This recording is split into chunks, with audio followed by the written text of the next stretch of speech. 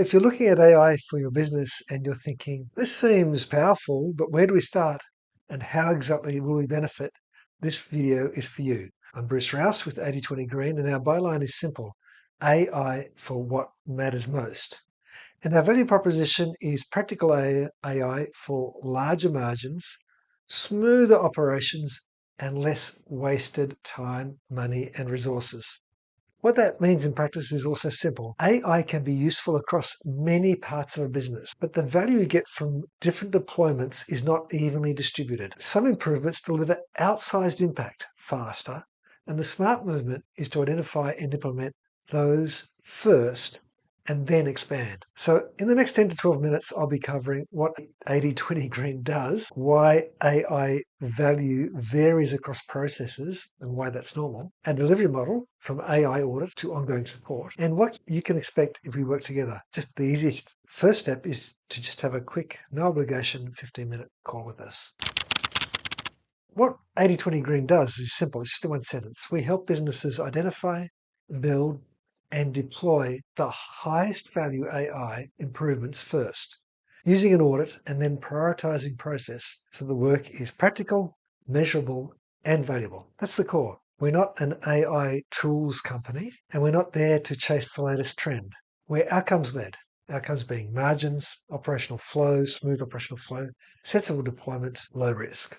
And because we're early in on this journey too, as I record this video, I want to be explicit about what you should judge us on. Don't judge us on big claims. Judge us on the method, clarity, and whether or not we deliver value.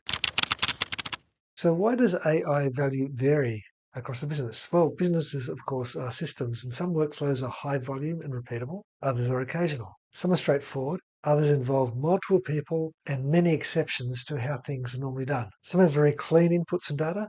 Others have messy data and unclear ownership. So if you apply AI to a workflow that happens 200 times a week, even a small improvement can deliver significant value. But if you apply AI to a workflow that happens twice a month, it might still be useful, but it won't drive the same return on investment.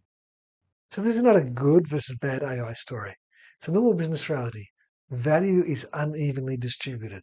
That's why the 80/20 principle is such a helpful lens for looking at this. It doesn't mean only 20% matters. It means find the opportunities that give the most valuable results with the least effort. So a practical example would be if you run a services business, faster quoting and better follow-up can increase conversion and reduce admin drag. If you run a multiple-step operations business, triage, that is prioritizing, scheduling, and handoff coordination from person to person can be the bottleneck. Let's say you have a business where there's a lot of internal knowledge. The ability to retrieve and draft consistently based on that knowledge can improve speed and quality. So all three of these are valid AI applications. The question is sequencing.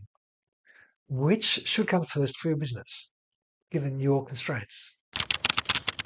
So here's our delivery model in plain English.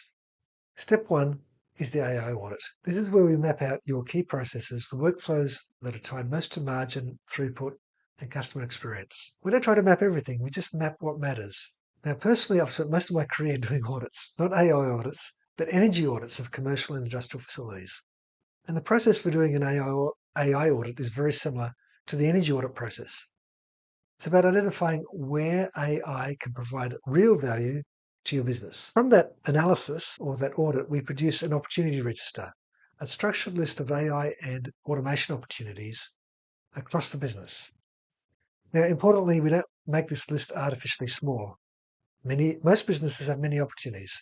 So we try to capture many of these opportunities so that you can make informed decisions. But then comes the prioritization step. This is where we apply a scoring model based on the value provided, the effort needed, the risk involved, and your organization's readiness to rank the opportunities. And then we create a short list of the highest value items to do first. We then sit down with you, go through this list, refine it, and finally produce a staged roadmap for what comes next. Step three is to build. Our developers build the solution, guided by the outputs of the AI audit and your acceptance criteria. This is not let's demo a tool. It's let's implement a workflow improvement with clear inputs, outputs, and exceptions and edge cases that need to be managed. Step 4 is to deploy it and test it. And then we'll roll it out sensibly, validate against real scenarios, confirm that exceptions are handled, then humans can take over when they need.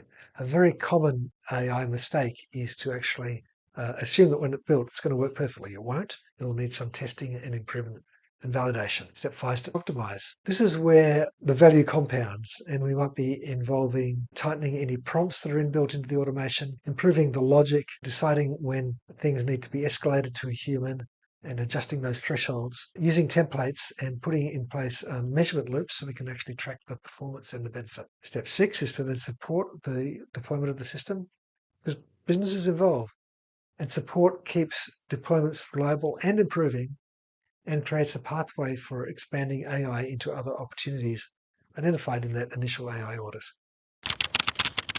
So who do we work with, and what does a good fit look like? The businesses that we're best suited to are those that are typically admin heavy with repeated customer communications, or that are running workflows with multiple handoffs between people, or are managing quoting, scheduling, follow-ups, reporting, or compliance, and where measurable improvements are required without a huge amount of complexity. Now, fit matters because AI is not installed just like a light bulb. It sits inside how work flows in your business. So if your team is ready to improve workflows and measure outcomes, AI can be a very powerful lever. What can you expect if we work together? Well, there's 5 things you can expect. Firstly is clarity. We're going to provide clarity about which workflows matter most and why that's the case. Second is you're going to get a prioritized plan. That'll be a short list and a roadmap, and not a long, vague list. Third, we'll provide implementable solutions, and we'll build them against acceptance criteria. Fourth, we'll have a measured rollout where we test, validate, and iterate. And then fifth, there'll be a pathway to scale. And so once the first high-value deployment works for you, you can expand. We don't ask you to become an AI expert. We ask you to be the expert in your business context, and we'll help bring AI into that. So if you'd like a quick, practical view on where AI can deliver the most value in your business, just book a 15-minute call. There's a link below. Now, the purpose of that call is simple: to understand your context, your operational friction, and the outcomes that you care about. After that call, we would recommend an AI audit if we believe that's a fit for you and this AI is a good fit for your business. Now, I just want to give you a bit of information also about this YouTube channel that we're building now. We're trying to build out credibility, and it's designed to be transparent. So over the next few videos, we're going to show you what an AI audit actually produces, and the process maps, an opportunity register, and the stage roadmap. We're going to explain how our prioritization scoring model we use works. You can see exactly how we decide what matters most to you. We're going to provide some example reference implementations. We will explain how they work and how we think about deployment, testing, and optimization. And if you're comparing providers, if you're keen to move forward with AI, these sorts of artifacts that we're going to be providing you, what you should look for. Anyone can talk AI, but fewer teams can show you a clear method from going from we should use AI to this workflow now runs smoother and we can measure the improvement. So let me give you a concrete example of what sequencing can look like in terms of a typical AI automation, just to give you a bit of a flow. Imagine a business where leads arrive by email and web forms, quotes are produced manually, and follow-up is inconsistent. AI could be used in many places. It could be used in drafting quote text, in classifying inquiries, in scheduling callbacks, in summarizing conversations, in generating internal checklists, and in updating the customer relationship management system, or the CRM. So all of these are useful, but the first, if you look at this workflow, what matters most question needs to be asked. What is the tightest constraint in your business? So if conversion is constrained by response time and follow-up discipline, the first deployment might be an AI-assisted triage, that is prioritization tool, and follow-up workflow, classifying inquiries, drafting the responses, creating tasks, scheduling reminders, and escalating to a human when it needs to, or if there's something unusual. And then once that is stable, the next deployment might be actually drafting the quotes. And then another deployment could be then using internal knowledge retrieval and then reporting. So the point is not that the later deployments don't matter. The point is that you build capability in sensible order with wins that justify the next step. So to recap, AI is broadly useful across business processes. The value varies, and sequencing correctly is how you capture the strongest returns first. Our model is to undertake an AI audit, prioritize, build, deploy, optimize, and support. And if you're interested, the next step would be to book a 15-minute call with us to clarify your priorities. Thanks.